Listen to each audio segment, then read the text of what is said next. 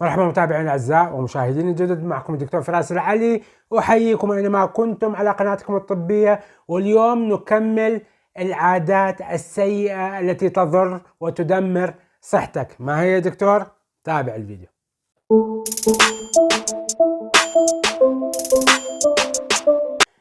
متابعيني الاعزاء ومشاهديني الجدد، في الحلقه السابقه تكلمت عن 10 عادات يوميه تقوم بها وتدمر صحتك، ولكن للاسف بسبب خلل فني خارج عن ارادتنا قمت بنشر فقط 7 عادات. اليوم خلينا نكمل الثلاث عادات السيئه الباقيه.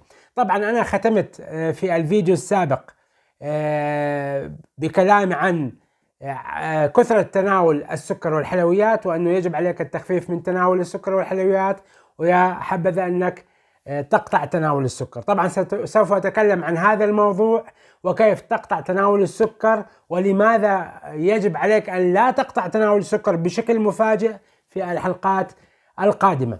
طبعا في حلقة اليوم نتكلم عن 3 العادات المتبقية. العادة رقم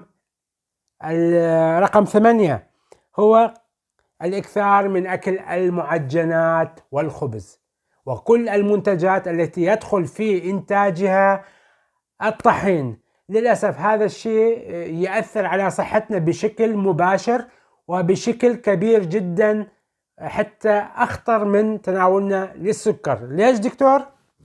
سوف أخصص حلقات نشرح عن هذه الأمور بشكل تفصيلي ومشعب، ولذلك إذا أنت عندك إمكانية بتخفيف تناولك للمعجنات، للخبز، للبيتزا، لهذه الأمور كلها، للمكرونة، يكون أفضل. النقطة 9 قلة الحركة. هذه العادة تؤثر علينا بشكل كبير جدا، وخاصة للناس اللي يشتغلوا بالمكاتب وما يتحركوا. هذا الشيء يؤدي لمشاكل كثيرة جدا، وعلى سبيل المثال هو عدم نشاط الدورة الدموية، التعب، الخمول، قلة الطاقة، الأوجاع المختلفة في العضلات، وخاصة في عضلات الظهر وعضلات الرقبة، وجع الرأس. هذه الأمور كلها بسبب قلة الحركة. وإذا ضفنا عليها أنه أيضا يوجد زيادة لزوجة الدم، هذا بشكل مكمل بعضه لبعض يؤدي إلى مشاكل كثيرة. ولذلك عزيزي المشاهد الكريم، عليك بالحركة. أفضل نوع من أنواع الرياضة التي تساعدك على تنشيط جسمك وتحريك الدورة الدموية وتنشيطها هي رياضة المشي. امشي ولو 10 دقائق باليوم، امشي حسب وضعك الصحي. تكلمت عن المشي في حلقات كثيرة سابقة، ونتكلم عنها بالمستقبل بإذن الله تعالى عن هذه الرياضة. إذا ما عندك إمكانية تمشي خارج البيت أو في ساحة مخصصة أو في غابة أو في حديقة، يمكنك المشي في البيت، حتى في غرفتك، في مكان عملك. لما يكون عندك باوزة أو فترة الاستراحة يمكنك المشي حوالين الشغل لتحريك نفسك. أنا ما أقول لك يعني ما ترتاح، خذ لك قدح من الشاي اشربه وريح نفسك وتمشى لك 10 دقائق في فترة الباوزة أو في فترة الاستراحة. هذه النقطة 9. والنقطة 10 والأخيرة وهي مهمة جدا، تدريب العضلات. النقطة اللي احنا ما ننتبه لها هي عدم تدريبنا للعضلات. هذه العادة الخاطئة والعادة اليومية التي تدمر صحتنا، انه احنا ما ندرب عضلاتنا.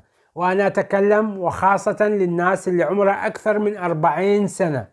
ليش دكتور 40 سنة؟ لان بعد العمر 40 نبدأ بفقدان، او يبدأ الجسم بفقدان الكميات كبيرة من العضلات ومن الكتلة العضلية، وكل ما نتقدم بالعمر نفقد كثير من هذه العضلات. ولذلك يجب عليك تدريب العضلات لكي تتخطى وتلقي نفسك من مشاكل كثيرة. طيب تقول لي دكتور أنا شلون أدرب عضلاتي؟ إخواني الأعزاء وأخواتي الكرام، أنت مو أنا أقول لك يعني لازم تكون لاعب كمال أجسام أو لاعب تشيل أثقال أو أوزان. أنا تكلمت عن هذا الموضوع في حلقات موجودة على القناة، وحتى وضحت تمارين وتدريبات يمكن عملها بالبيت باستعمال أشياء بسيطة مثل قناني المياه، واللي أنت تقدر تلعب وتدرب عضلاتك بيها، مثلا عضلة البايسبس، الترايسبس.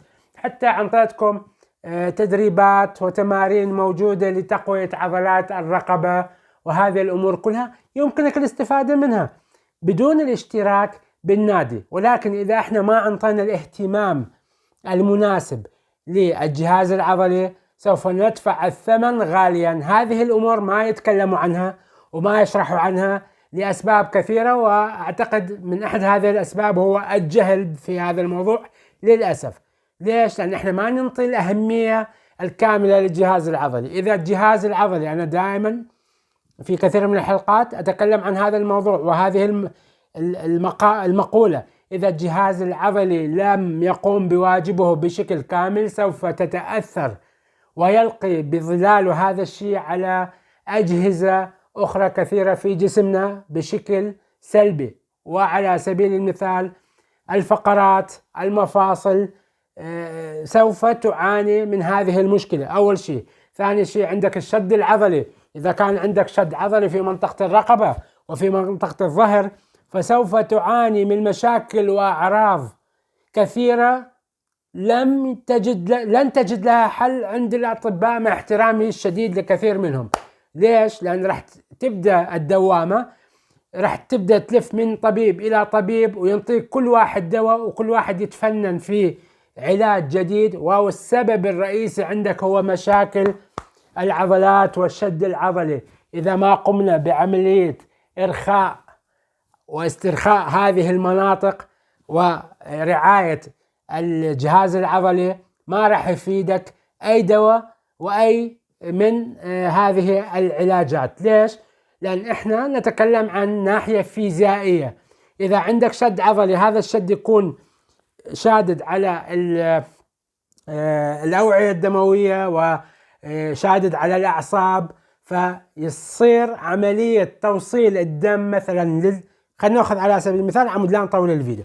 إذا صار عندك شد العضلي في هذه المنطقة، في منطقة الرقبة وفي منطقة الظهر، فسوف يصل الدم بشكل أقل إلى الدماغ، وبهذا يقل توصيل الكمية الكافية من الأكسجين. في الحلقات القادمة سوف نتكلم عن مواضيع كثيرة مهمة، ولذلك اشترك بالقناة وفعل الجرس ووضع اللايك الجميل لمساعدة ومساندة المحتوى الطبي الصادق الهادف، ولكي يصل لأكثر عدد من الناس البسطاء الذين يعانون من مشاكل صحية كثيرة. أحبكم بالله وإلى الحلقة القادمة.